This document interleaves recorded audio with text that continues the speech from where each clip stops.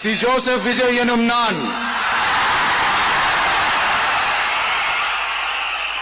தமிழ்நாட்டு அரசின் முதலமைச்சர் என்ற முறையில்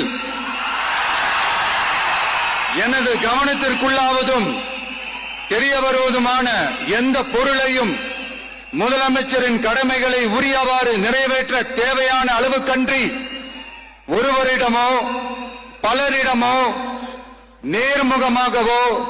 மறைமுகமாகவோ அறிவிக்கவோ வெளிப்படுத்தவோ மாட்டேன் என்று